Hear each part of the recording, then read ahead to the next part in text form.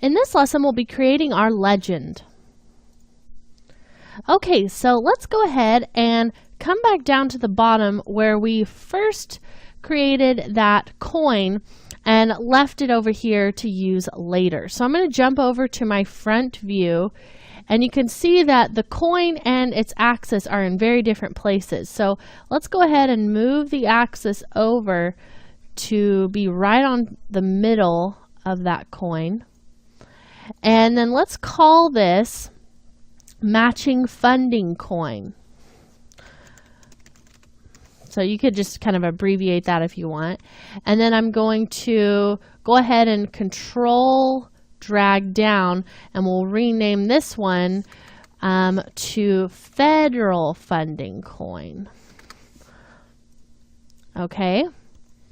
So we don't need this coin anymore. So I'll just select that and we can delete it, or actually it might be a little bit easier to go ahead and pull this one down. We want to unenable that axis and then grab both of the coins and pull them over, just so we kind of keep with that same positioning that there was originally. So we'll grab that one that's just the splines and delete it. And then let's take a look at our text. So that's already been extruded, but the anchor point isn't in the right position. So let's go ahead and move that. Perfect. Let's take a look at it from the side and make sure that the anchor point is actually in the middle. Very nice. We'll take a look at federal funding, see if it's the same. Good. Let's jump back over to our front view. And now really all we have to do is decide just how we want to animate those on. And we also don't need this anymore since we have the heights of everything set up. So we can delete that all coins that we were using kind of as a road map. So it looks like those kind of come in at the same time as that text. So probably right about here, I'll want those coins to pop on. And I think we could use our simple scale animation that we've been using all along. So let's just go up to our window, and if you don't have 12_end open up, you can open that now. And you just want to go ahead and grab that, and then we'll find one of our pieces of text that has the scale animation, which is pretty much any of our percentages. Select it, copy the keyframes, highlight them all, right click, go to copy, and we'll jump back over.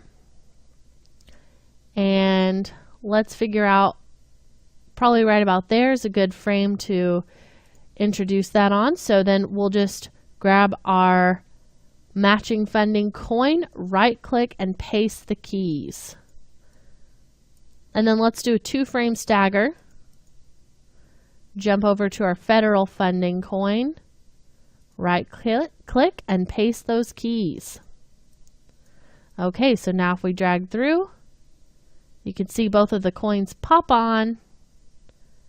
And let's make sure that when they're at their largest, they're not actually intersecting the text. Looks like it gets close, but not all the way, so that is fine. All right, so let's jump back over to our perspective view. Looks like we need some textures on these. So for our matching funding coin, we'll go in and put our yellow on the coin body, our off-white on the $sign. And for our federal funding coin, we'll do navy blue on the coin body, and again, off-white on the $sign. Great, so let's take a look at this now that we have pretty much everything except for our camera animation.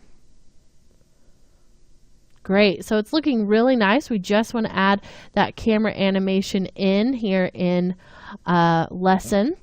And so we may end up needing to retime a few things, but we've dealt with that in the past. So let's come back in our next lesson and animate our camera.